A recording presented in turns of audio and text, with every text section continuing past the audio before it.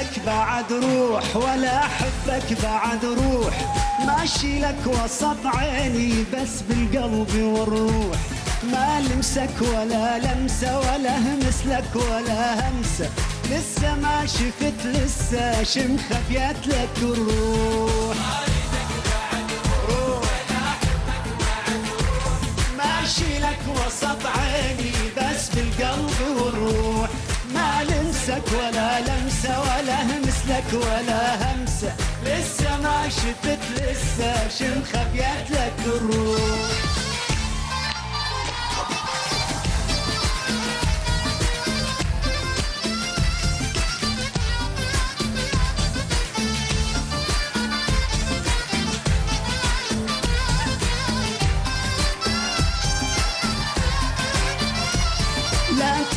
أنا أمزح الشوق اللي بالقلب يفضح، أنا مثل الطفل أفرح إذا تضحك يا محبوب، تعال اخفى على صدري أشم عطرك تشم عطري، حالات الهوى يا عمري لما اثنين ندوب.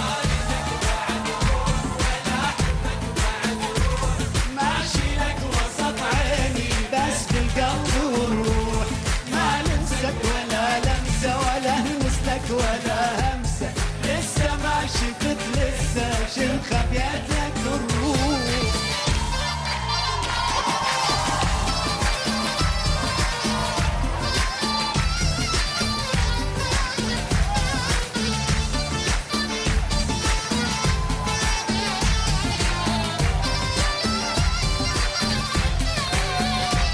يلي نارك الجنة يلا الليلة نتهنى، خلي الكحل والحنة والحمرة على الشفة، يا ويلي يا نظراتك يا بسماتك يا لفتاتك، ايش حلوة يا لمساتك لما عالصدر تخفى.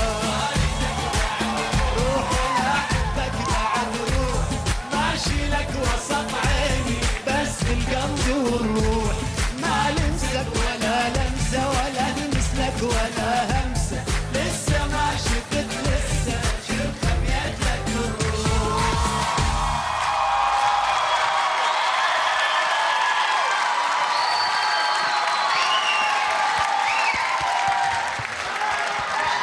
مساء الخير، كيف صحتك؟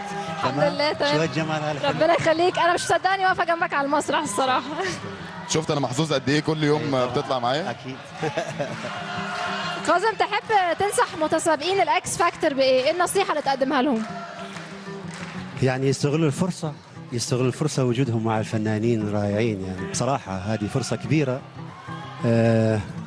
يعني محظوظين لما يكونوا عندهم هذه المسرح وعندهم هذا الجمهور الرائع. أكيد. وهذه مثل البداية، يعني لا يزعل أي واحد فيهم لو إن رفض وراح للبيت وما أعرف إيش وما. هذه بداية حلوة يعني، لأن كنا إحنا قدمنا وكنا في البداية رفضنا ومن بعدها صلحنا أمورنا وطورنا نفسنا أكثر ومشينا في المشوار الحلو.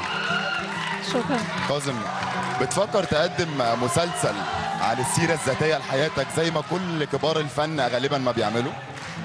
يعني بيني وبينك أحب أنا أكتب الأفكار، لأن مثلا في مسلسلات ما أذكر أسماء، بس كانوا في مثلا عائلة أحد اللي عمل عليهم مسلسل كانوا شوية زعلانين، لأن كانت شوية مختلف عن بسيط عن حياة فلو هتكتبه بنفسك. فلما أنا أكتب الأفكار وليش لا يعني. إذا ولو نزل هنبقى أول 2 يتفرج عليه، أنا بوعدك. تريدني أموت ولا إيش؟ مش محتاج أقول تاني. كاظم الساهر.